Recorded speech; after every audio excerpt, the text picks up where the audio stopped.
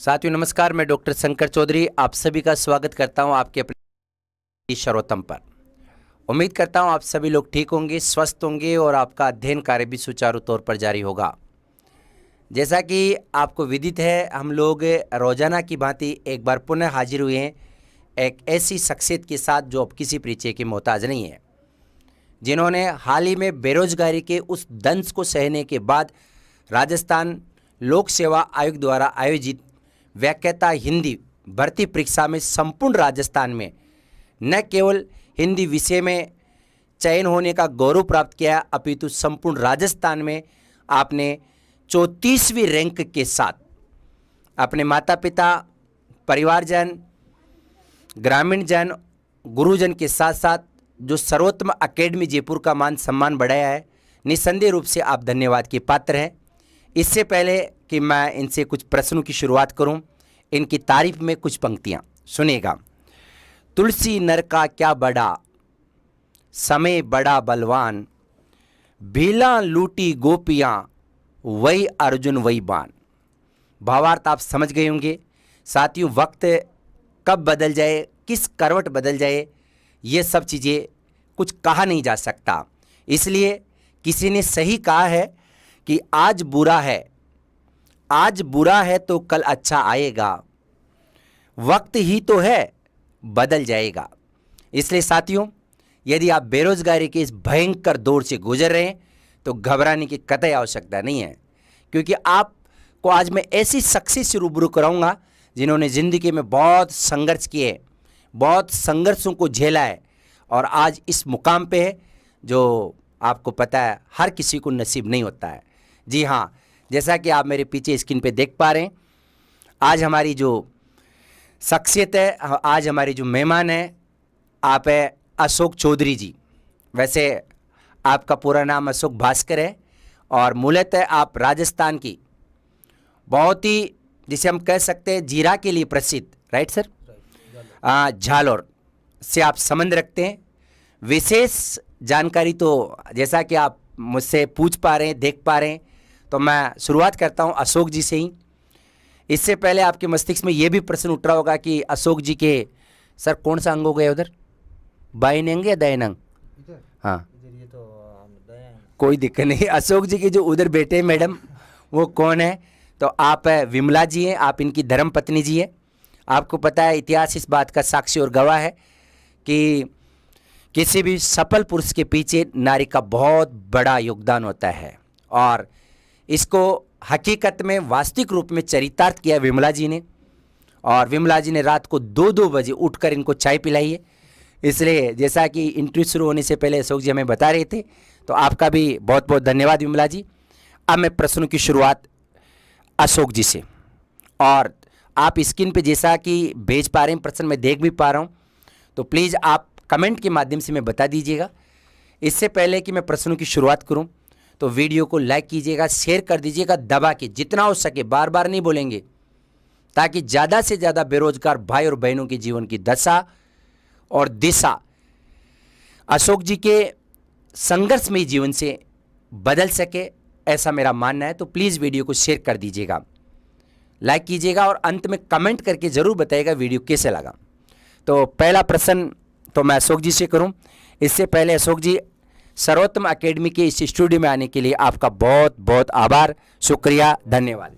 आपका भी धन्यवाद सर कि आपने हमें आज इतना सम्मान दिया और जी, आपका आशीर्वाद हमारे ऊपर बना रहे हमेशा के लिए। मैं अशोक जालोर जिले के सांसौर तहसील में, आवाज़ बढ़ाओ सर, जालोर जिले की सांसौर तहसील के अंदर वहाँ का निवासी हूँ और मैंने हिंदी की तैयारी शंकर चौधरी जी सर के पास की थी और यहाँ पर मुझे बहुत कुछ सीखने को मिला और आज इनकी बदौलत ही मेरा व्याख्याता भर्ती के अंदर 34वीं रैंक से चयन हुआ है और इनका आशीर्वाद से और मेरी मेहनत और इन्होंने हमें क्या पढ़ना है, कैसे पढ़ना है, मार्गदर्शन किया, उसी की बदौलत आज मेरा 34वीं रैंक से चयन हुआ। जी बहुत बहुत धन्यवाद अशोक जी, मतलब आपने हमें इस काबिल समझा। और वैसे हर गुरु का शिष्य के ऊपर इतना आपको पता अधिकार होता ही है। दुनिया में 2 ऐसे व्यक्ति हैं सर जो अपने शिष्य की उन्नति चाहते हैं।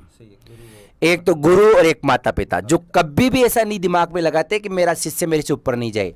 इसलिए मैं तो चाहता हूं कि आप राजस्थान के हिंदी जगत में अपना वो मुकाम हासिल करें जो जिसके लिए लोग तरसते हैं। अच्छा अशोक जी, आप हमें बताइएगा, जैसा कि हमारे दर्शक बेरोजगार भाई बहन देख पा रहे, सुन पा रहे, थोड़ा सा तो आप जोर से बोलेंगे।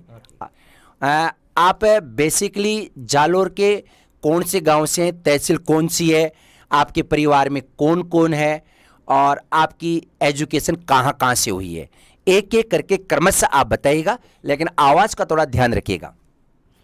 मैं जालोर जिले की सांसौर तहसील के अंदर खारा गांव का निवासी हूँ। मेरे परिवार में मेरी माता पिता, भाई बहनें, भाभी और मेरी पत्नी, सभी का सहयोग मुझे शुरुआत से मिला। ख़ास तौर पर मेरे माता पिता का सहयोग मुझे शुरुआत से भी मिला। मेरे पिताजी है वो गवर्नमेंट अध्यापक है सरकारी स्कूल के। वहीं आसपास ही है सर? नहीं, हमारे गांव में ही है, खारा गांव के अंदर ही है। उनका शुरुआत से ही हमें सहयोग मतलब मार्गदर्शन मिलता रहा। और मेरी स्कूल में पढ़ाई सरकारी स्कूल में ही हुई है। मेरे प्राइवेट स्कूल से आज तक मैंने कोई पढ़ाई नहीं की है। जी सर। तो आप अशोक जी हमें ये भी बताइएगा कि मतलब आपकी 10वीं में, 12वीं में, ग्रेजुएशन में, क्योंकि बहुत सारे विद्यार्थी इस बात को लेकर सोचते हैं कि हमारा सिलेक्शन होगा कि नहीं होगा, क्योंकि हम तो पढ़ने में शुरू से, जिसको राजस्थानी भाषा में कहा जाता है कि ठूंठ रहे हैं, हमारी परसेंटेज कम रही है। तो आप इनको ये बता पाएंगे कि आपकी कितनी परसेंटेज थी और उसके बावजूद आपने राजस्थान में राजपत्रित जो अधिकारी है उसके पद को 34वें रैंक के साथ सुशोभित किया है। तो आप एक एक करके बताइए कि 10वीं, 12वीं, ग्रेजुएशन और एमए में कितनी परसेंटेज थी। सर ये बात आप कह रहे हो कि परसेंटेज मायने रखते हैं। अगर आदमी मेहनत करे ना बाद में भी जी। तो भी वो सफल हो सकता है। वैसे मैं शुरुआत से इतना कोई टैलेंटेड मेरिट में आया हुआ बंदा नहीं हूँ। जी मेरे 10th में भी 50 परसेंटेज है और 12th में 58 है जी। और बीए के अंदर भी मेरे है मतलब 59 परसेंटेज। लेकिन बीएड होने के बाद ही कि भाई अब कुछ बनना है तो हमने मेहनत की और ऐसे गुरुजनों का मार्गदर्शन लिया। तो उसमें ऐसा कोई नहीं है कि अपन शुरुआत से कमज़ोर है तो कमज़ोर ही रहेंगे, ऐसा कुछ नहीं है सर। आदमी अगर मेहनत करे ना तो कुछ भी बन सकता है जो अगर उसको बनना है। उसमें सर परसेंटेज कोई बाधा नहीं है। Thank you sir. बिल्कुल परसेंटेज कोई बाधा नहीं है और बात सही भी है। अरे भाई पहले नहीं पढ़ा होगा, अपने दिमाग में को रिजर्व रख रखा होगा, ये भी तो हो सकता है। तो अगर कोई 10 बार भी मान लीजिएगा असफल रहे प्रतियोगी परीक्षाओं में तो उसको निराश होने की आवश्यकता नहीं है। और इतिहास इस बात का साक्षी और गवाह है कि दोस्तों कमल कीचड़ में खिलता है, उसको खिलने के लिए स्वस्थ और स्वच्छ पानी की आवश्यकता नहीं होती है। तो यदि आपकी परसेंटेज कम है तो ये सफलता में बाधक नहीं है, बल्कि ये सफलता में अगर इसको पॉजिटिव रूप में ले तो ये वरदान भी साबित होती है। जैसा कि आप आज के शख्सियत से सुन पा रहे हैं अशोक चौधरी जी से कि अगर परसेंटेज ठीक हो तो हम बहुत कम भी हो तो भी ठीक बना सकते हैं, और ठीक भी अगर तैयारी नहीं करें तो आपको पता है वो आपकी सफलता में बाधा ही साबित होगी। जी धन्यवाद अशोक जी। अब मेरा अगला प्रश्न आपसे, आप हमें ये बताइएगा कि जो आपने व्याख्याता में इतनी बड़ी सफलता प्राप्त की है तो इस सफलता के पीछे सबसे बड़ा सहयोग किनका रहा और इससे सबसे ज़्यादा खुशी किनको हुई? सर इसमें सबसे ज़्यादा सहयोग तो मेरे माता पिता का रहा। Very good. और सबसे ज़्यादा खुशी माता पिता से बढ़कर तो किसी को हो ही नहीं सकती कि उसकी संतान आज मतलब व्याख्याता में चयन हुआ है। तो और मेरे भाई है और मेरे गुरुजी, इनको भी मैं श्रेय दूंगा कि उनकी मदद से, इनके सहयोग से, इनके मार्गदर्शन से ही मैं आज इस तक पहुंचा हूं। और बाकी तो मेरे परिवार के और मित्रजनों के, गुरुजनों के सभी का सहयोग रहा है। बिल्कुल, मतलब अशोक जी एकदम लेक्चर वाली भाषा बोलने लगे, क्योंकि सामने पास में मैडम भी बैठी है तो गोलमोल जवाब देना ही था। इनको पता है अगर मैडम का नाम नहीं ले तो वैसे भी दिक्कत हो जाती इनको। खैर जो भी है, कोई दिक्कत वाली बात नहीं sir, thank you. Ashok Chaudhary ji Sarvottam academy Jaipur के नियमित विद्यार्थी रहे हैं। अशोक जी मैं आपकी जानकारी के लिए बताना चाहूँगा, जैसा कि आपको पता है कि जितनी फर्स्ट ग्रेड व्याख्याता में पोस्टें थी उनमें से लगभग 250 विद्यार्थियों का अपने सर्वोत्तम अकेडमी जयपुर से चयन हुआ है। और साथियों आप एक एक करके इनके इंटरव्यू देखते रहेंगे, आप निश्चिंत रहिएगा। मैंने जैसा कि प्रॉमिस किया था मैं एक एक शख्सियत को अपने स्टूडियो में बुलाऊंगा और आज उसी क्रम में अशोक जी आपके सामने हैं। सर सर्वोत्तम अकेडमी जयपुर में आने की प्रेरणा आपको कहाँ से मिली और ये भी बता दीजिएगा कि सर्वोत्तम एकेडमी की सबसे बड़ी बात आपको क्या लगी? सर शुरुआत में मैं रीट की तैयारी कर रहा था जी, तो पिछली रीट के अंदर सर जोर से बोलिए आप। पिछली रीट के अंदर सर मैं पॉइंटों से रह गया जी। तो अब तभी ये देखा था कि अप्रैल 2018 के अंदर ये भर्ती आई थी अपनी फर्स्ट ग्रेड की। तो फिर मेरे दोस्तों ने बताया कि हिंदी की लेनी है तो शंकर चौधरी जी है अपने यहाँ पर सर्वोत्तम क्लासेज है, वहाँ से ज्वाइनिंग कर लो। जी। ठीक है तो सर फिर वहाँ से हमने सर्वोत्तम आपके पास ज्वाइन कर लिया, फिर आपका मार्गदर्शन मिलता रहा, फिर आपने टेस्ट सीरीज़ के माध्यम से हमारी निरंतरता बनाए रखी और हमारा मतलब जो कोर्स था सिलेबस था वो बार बार रिवीजन होता गया और उसके माध्यम से निरंतरता के माध्यम से ही हमें सर सफलता मिली। जी सर, आप हमें बताइएगा कि जैसे चूँकि सभी विद्यार्थी ये चाहते हैं कि हमारी भी सरकारी नौकरी लगे, तो आप हमें बताइएगा कि कोचिंग करने से तो क्या फ़ायदा है और नहीं करने से क्या नुकसान है? आप ये बताइएगा स्पष्ट तौर पर कि क्या हर विद्यार्थी को कोचिंग करने से सफलता मिलती है या नहीं मिलती है? सर हर विद्यार्थी कोचिंग करने से सफलता नहीं मिलती है जी। ये बात मैं नहीं मानता। कोचिंग करने से अपन को ये पता चलता है कि अपन को क्या पढ़ना है और कैसे पढ़ना है जी। और अपन को सेल्फ स्टडी तो करनी है। जी। बढ़िया बढ़िया बुकें लाओ और सेल्फ स्टडी करो, लेकिन कोचिंग एक बार कोचिंग कर लेते हैं अपन तो अपन को पता चल जाता है कि अपन को क्या पढ़ना है और किस ढंग से पढ़ना है, किस तरीके से पढ़ना है, कितना मैटर पढ़ना है। कभी बार क्या अपन पढ़ लेते हैं तो उसके अंदर जो मैटर अपने काम का नहीं है वो भी अपन को नॉलेज नहीं होता तो अपन नहीं पढ़ पाते हैं, या ज़्यादा पढ़ लेते हैं जो अपने काम का भी नहीं है। इसलिए कोचिंग करनी चाहिए एक बार, लेकिन उसके साथ सेल्फ स्टडी बहुत ज़रूरी है। जी सर, थैंक यू। बिल्कुल। अशोक जी ये बताइएगा कि चलो ठीक है, आप तो ग्रेड फर्स्ट में लग चुके, लेकिन एक सरकारी नौकरी लगने के लिए जैसा कि हमारे बेरोजगार भाई बहन हमें सुन पा रहे हैं, देख पा रहे हैं, इनका प्रश्न स्क्रीन पे चल भी रहा है कि सर कितने घंटे पढ़नी चाहिए, कितने घंटे नहीं पढ़ना चाहिए। तो किसी भी सरकारी सेवा में चयनित होने के लिए कितने घंटे पढ़ना चाहिए और कितने साल तक पढ़े तो आप ये कह सकते हैं कि उनका चयन 100% हो सकता है?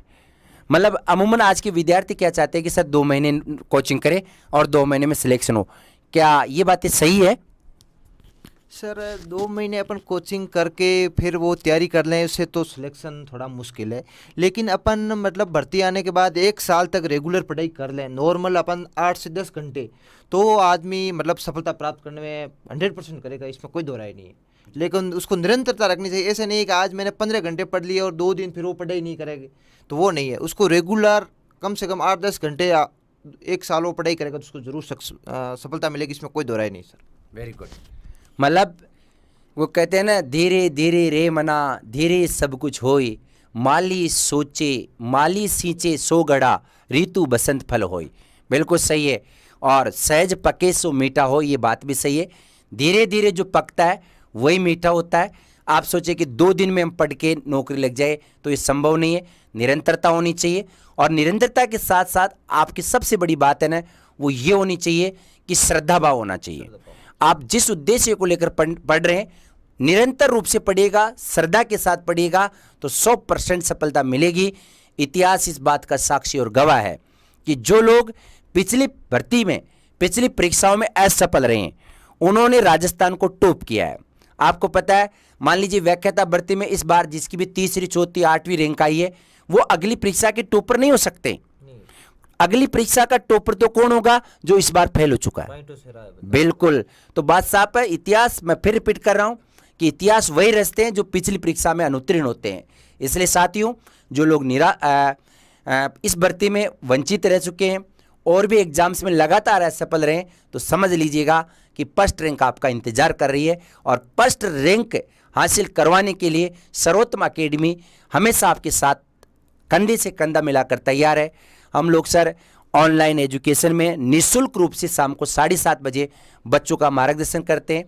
हम ये चाहते हैं कि मान लीजिए जयपुर के बच्चे तो आ सकते हैं यहाँ, लेकिन जैसा कि आप पाकिस्तान बॉर्डर जालोर से हैं, तो इतने दूर के बच्चे नहीं भी आ पाते हैं, तो ग्रेड फर्स्ट, कॉलेज व्याख्याता, net, JRF, PSI, second grade, पटवार, सबके ऑनलाइन कोर्स भी हमने बहुत कम कीमत में बच्चों को उपलब्ध करवाया है। तो साथियों, मतलब आपको निराश होने की जरूरत नहीं है कि हम जयपुर जाके शंकर सर के पास पढ़े, सर्वोत्तम कोचिंग में पढ़े। आप ऑनलाइन मोबाइल ऐप हमारा, जिसका नाम है सर्वोत्तम मोबाइल ऐप, जैसा कि आप स्क्रीन पे देख पा रहे हैं, सर्वोत्तम मोबाइल ऐप है हिंदी सर्वोत्तम, आप उसको आज ही डाउनलोड कर ले। और चूंकि बहुत सारी क्लासेस उसमें निःशुल्क रूप से दी गई है, तो मेरा तो यही मानना है कि अगर वहां से आकर आप यहाँ नहीं पढ़ सकते, तो आजकल तो ऐसा चूंकि टेक्निकल ऐसी आ गई है कि आप वहां से भी हमसे ज़्यादा मात्रा में जुड़ सकते हैं। जी हाँ अशोक जी, पढ़ने का तरीका कैसा हो? बच्चे ये प्रश्न अमूमन स्क्रीन पे कर रहे हैं कि कैसे पढ़ना चाहिए। सर पढ़ना तो अपन को मतलब ये गाइड ला के पढ़ लेते हैं, वो नहीं, मतलब ऑथेंटिक बुक लानी चाहिए। जी सर। ठीक है ना। और अपन को पढ़ाई मतलब निरंतरता रखनी चाहिए। ये नहीं है कि अपन मतलब तैयारी भर्ती आई और कोचिंग ली और 2-4 महीने, नहीं, अपन को मतलब लॉन्ग टाइम, मतलब शॉर्ट तरीका तो मतलब अपन सफलता में कहीं काम का भी नहीं है। जी सर। मतलब आपको मेहनत तो करनी पड़ेगी, कड़ी मेहनत करोगे तो सफलता सर जरूर अपने पास आएगी, इसमें कोई दो राय नहीं। कैसे पढ़ना चाहिए, कैसे पढ़ना चाहिए सर? मतलब सर अपन पढ़ना तो जैसे अपन जो बुक ला रहे हैं ऑथेंटिक बुक है, उसके अंदर अपन मतलब रेगुलरिटी रखो, और जो पॉइंट है अपन को लगे कि भाई ये मतलब चीज़ है, जो क्वेश्चन मतलब लार्ड एग्जाम में आए हुए हैं, जैसे अपन के इसमें है तो नेट में कौन कौन से क्वेश्चन आए हुए हैं, उन क्वेश्चन को मतलब अपना बढ़िया अपना एक खुद का नोट्स बना लें। और उसके आधार पर जैसे और भी अपन जो बुक होती है अपने पास, जो मतलब जैसे शुक्ल जी की है, जैसे कोई नोट्स है, तो उसको मतलब अपन बार बार क्या है, जो अपन को नहीं आ रहा उसको अपन हाईलाइट कर लेते हैं, तो अपन रिविजन करने में सफलता मिलती है। वैसे सर मैंने पूरा कोर्स मेरे 10-12 बार मैंने कर लिया था। जी सर। लेकिन उसके बाद सर एग्ज़ाम से 7 दिन मैंने पूरे कोर्स का रिवीजन कर लिया था। गुड। पूरा कोर्स को मतलब लाइन टू लाइन। इसलिए मतलब शॉर्टता नहीं रखनी है अपन को, जो पढ़ना है टाइम ज़्यादा लगे तो लगे, ये बात तो पक्का है कि अपन को सफल होना है तो मतलब शॉर्ट तरीके से नहीं पढ़ना है, डिटेल में पढ़ना है, और उसी आधार पर ही अपन को सफलता मिलती है सर। जी सर। बिल्कुल अशोक जी ने सही बात कही है कि सफलता का कोई शॉर्टकट नहीं होता। वास्तविकता ये कि देखो, मैं रोजाना का रोजाना इंटरव्यू लेता हूँ और मेरा तो सौभाग्य है कि सर मतलब राजस्थान के जितने भी राजपत्रित अधिकारी हैं उनसे मुझे मिलने का मौका मिलता है। 10 बार सिलेबस करना और अंतिम टाइम में आपको पता है कि एग्जाम से 6 दिन पहले, लास्ट के 6 दिन में एक बार रिवीजन कर देना, ये कुछ छोटी मोटी बात नहीं है। लेकिन ये तभी हो पाता है जब आप 12 महीने तक लगातार तैयारी करते हैं। सर बच्चे हमारे पास आते हैं, पहला ही प्रश्न पूछते हैं कोचिंग में एडमिशन लेने से पहले कि सर फीस कितनी है। ठीक है। दूसरा प्रश्न होता है सर कितने दिन में कोर्स करा देंगे। अरे फीस तो एक बात बताइए, जब आप पढ़ेंगे ये क्यों नहीं पूछते आप कि सर आप है ना हमें परीक्षा तक अपनी कोचिंग में बैठने देंगे या नहीं बैठने देंगे, आप हमारा सिलेक्शन करवा देंगे कि नहीं करवा देंगे। लेकिन पहला ही प्रश्न था फीस कितने लोगे। अरे भाई देखो, सीधी सी बात है, जहाँ क्वालिटी होगी ना वहाँ पैसे लगेंगे। आप कभी भी अच्छे शोरूम में जाते हैं, ब्रांडेड कपड़े पहनते हैं, तो वहाँ तो आप पूछते नहीं उनसे तो कि साहब कितने पैसे किए, वहाँ तो आप ठीक ले लेते हैं। लेकिन एजुकेशन जिससे आपकी ज़िंदगी की दशा और दिशा बदलेगी, वहाँ आप इसमें तो मामले में तो बात ही नहीं करनी चाहिए। दूसरी बात, कोर्स कितने दिन में हो जाएगा। अरे यार फिर आप क्यों कोचिंग कर रहे हैं। कम से कम ग्रेड फर्स्ट के लिए और फर्स्ट ग्रेड से ऊपर की जितने भी एग्जाम्स है उनमें तो आपको पता कम से कम तो 6 महीने लगते हैं। हाँ काढ़ा काट दो सर, काढ़ा काटने में तो बहुत सारे काटते ही हैं, तो 2 महीने पूरा हो जाता है। बिल्कुल 1 महीने में करा दो आप। लेकिन हमारे पास तो आप आएंगे तो बिल्कुल धैर्य के साथ पढ़ूंगा, और मैं विश्वास दिलाता हूं बहुत जल्दी ग्रेड फर्स्ट की वैकेंसी आने वाली है। साथियों तैयार हो जाइएगा। मैं विश्वास दिलाता हूं कि इस बार जो इतिहास रचा है और लोगों ने कहा कि ईस्ट और बेस्ट सर्वोत्तम इज द बेस्ट, ये हकीकत है। अगली बारी नारा और बदल जाएगा, सुपर सर्वोत्तम हम लोग बनने का प्रयास करेंगे, हमारे इंस्टीट्यूट को बनाने का प्रयास करेंगे। अशोक जी आप ये भी बताइएगा कि इतनी बड़ी सफलता प्राप्त करने के लिए आपने कौन कौन सी किताबों से मतलब पढ़ाई की है, जिसमें चूंकि ग्रेड फर्स्ट के लिए अलग अलग पार्ट है, काव्य शास्त्र है, हिंदी साहित्य का इतिहास है, ग्रामर है, पत्र व्यवहार है। चारों को एक एक करके बताइए ताकि बच्चों को मतलब लगे कि हाँ हम लोगों को भी इसी हिसाब से पढ़ाई करनी चाहिए, इन्हीं बुक्स का सहारा लेना चाहिए। सर जी लोग तो वैसे बता रहे हैं कि भाई साहित्य के अंदर अपन को नगेंद्र शुक्ल जी पढ़ना चाहिए, लेकिन सर वो क्या है कि अपन को अगर सफलता प्राप्त करनी है तो फिर सिलेबस भी बड़ा है, तो उसके अकॉर्डिंग सर मैंने तो नेट का 2nd पेपर साहित्य में और जरूरत पड़ी कहीं तो अगर इन बुकों को नगेंद्र और शुक्ल जी को देखा है, और बाकी मैंने साहित्य में नेट का 2nd पेपर और सरस्वती पांडे और एक एनसीईआरटी की अपनी बुक आती है ना हिंदी की, हिंदी साहित्य का छोटी सी, वो बुक पढ़ी। और काव्य शास्त्र के अंदर तो सर मैंने ये आप वाली बुक है ना, ये वाली, इस बुक को मैंने कम से कम सर 10 बार पढ़ा है, और इस बुक में से एक क्वेश्चन भी बार नहीं है। इसका जॉब की बार अपना पेपर बनाया, 20 के 20 क्वेश्चन इसमें से है, और एक क्वेश्चन भी मेरे गलत नहीं हुआ है। Thank you. और व्याकरण में तो अपन के जो मध्यम से बोर्ड की बुक आती है वही मैंने पढ़ी है। और बाकी पत्र व्यवहार में समाज सेतु अपनी बुक है, और वो दूर संसार अभियांत्रिकी वो पहले वाली बुक थी अपनी जन संसार वाली, वो मैंने पढ़ी है। और साइकोलॉजी के अंदर सर मैंने फर्स्ट रैंक और वंदना जाजौर मैम की बुक पढ़ी, वो साइकोलॉजी में पढ़ी। और सर फर्स्ट पेपर में मैंने एनसीईआरटी की बुक ही पढ़ी है। और गाइड एक बार लास्ट में मैंने देखा है तो वो लक्ष्य गाइड को देखा है सर, ये बुक। बिल्कुल, मतलब ये किताबें पर्याप्त सफलता प्राप्त करने के लिए। लेकिन सर एक कोई बार बार पढ़ो जी, अपन को नया मिलेगा। जी सर, जी सर। मतलब कई बच्चे तो सर जैसे कि इंटरव्यू देने के लिए आते हैं तो वो कहते हैं कि सर अब ये तो किताबें तो रखनी चाहिए साथ में, लेकिन सहयोग के रूप में सहयोग के लिए, लेकिन जो नोट्स आपने बनवाए, जो क्लास में लिखवाए, उनका तो कोई विकल्प हो ही नहीं सकता। आप कुछ कहेंगे सर? सर मैंने हिंदी साहित्य के जो अंदर जो आपने क्लास में नोट्स लिखे थे वो मैंने एनसी मतलब जो नेट का सेकंड पेपर पढ़ा था उसके साथ सर मैंने इन नोट्स को सर कम से कम 7 से 8 बार पढ़ाई की थी। और इन नोट्स के अंदर सर ऐसी मतलब जो नेट के सेकंड पेपर में था उससे ज़्यादा ही मिला मुझे। ये नहीं है कि ये नोट्स है जो शॉर्ट में है और इस नोट्स के माध्यम से अपन का यार हाँ नोट्स पढ़ो, लेकिन उसके साथ आप और भी बुक पढ़ सकते हो। लेकिन ये मतलब ये नहीं है कि नोट्स से कुछ नहीं होगा, नोट्स भी अच्छे हैं, पढ़ना चाहिए अपन को। अपन कोचिंग ले रहे हैं तो अपन को नोट्स को बार बार रिवाइज करेंगे 7-8 बार, तो उसको अपन को ज़्यादा हेल्प भी मिलेगी और नोट्स अच्छे हैं। जी सर, अब चूँकि कॉलेज व्याख्याता का एग्ज़ाम बहुत ही निकट है, तो कॉलेज व्याख्याता की आप तैयारी कर रहे हैं, तो उसके लिए तो मैं पहले आपको शुभकामनाएं दूंगा। लेकिन इससे पहले मेरे 1-2 प्रश्न और है, जैसा कि स्क्रीन पर चल रहे हैं, बच्चे पूछ भी पा रहे हैं, तो आप हमें ये बताइएगा कि मतलब जो पढ़ने का तरीका है वो किस रूप में होना चाहिए। जैसा कि मैं आपको सर्वोत्तम अकेडमी पढ़ाता था और बताया भी था मैंने आपको कि मतलब फेरा लगाना चाहिए। मतलब अमूमन क्या होता है, बच्चे क्या करते हैं, सिलेबस को अलग अलग भागों में तो बांट लेते हैं। जैसे हम बात कर लेते हैं ग्रेड फर्स्ट की, तो उसमें लिटरेचर को पढ़ते हैं, फिर काव्य शास्त्र को पढ़ते हैं, फिर ग्रामर को पढ़ते हैं, फिर काव्य इसको क्या नाम है पत्र व्यवहार को पढ़ते हैं, फिर फर्स्ट पेपर को पढ़ते हैं। इससे क्या वंचित हो जाते हैं बच्चे सफलता से। तो मेरा तो कहने का मतलब ये कि बच्चों को किस रूप में पढ़ना चाहिए, क्या टुकड़ों में बांट के पढ़ना चाहिए या फिर जैसा मैंने आपको बताया वैसा पढ़ना चाहिए? नहीं सर, टुकड़ों में बांट के नहीं। जैसे मैंने पढ़ाई की, मैं बता देता हूँ। मैंने मॉर्निंग के अंदर फर्स्ट पेपर को पढ़ा, माना कि 4 घंटे फर्स्ट पेपर को दे दिए। तो इवनिंग के टाइम में या शाम के टाइम मैंने मतलब क्या है कि वो 75 नंबर का पेपर है, 75 क्वेश्चन आते हैं फर्स्ट पेपर में, और इसमें 150 क्वेश्चन आते हैं। तो मैंने इसको मतलब फर्स्ट पेपर से ज़्यादा समय दिया। और अपन ये नहीं है कि यार ये एक टॉपिक ये पढ़ जाए बाकी को पढ़े ही नहीं, अपन को सबको साथ पढ़ना है।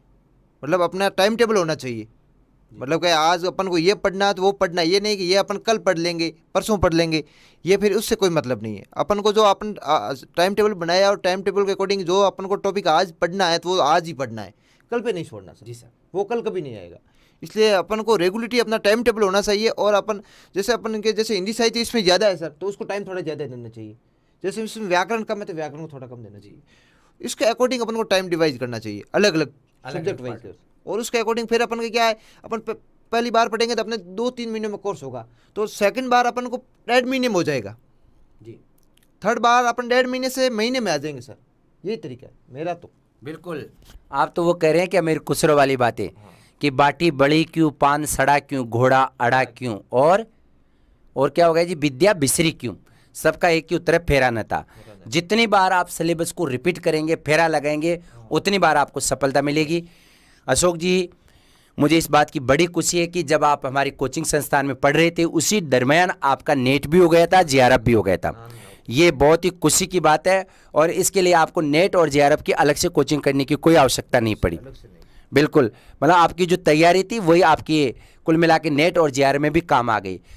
हमारा अंतिम प्रश्न आपसे ये कि चूँकि बच्चे सुन पा रहे, देख पा रहे हैं, तो आप ये बताइएगा कि आप इनकी सफलता के लिए कोई खास मंत्र जो आपके पास हो जो आप देना चाहेंगे?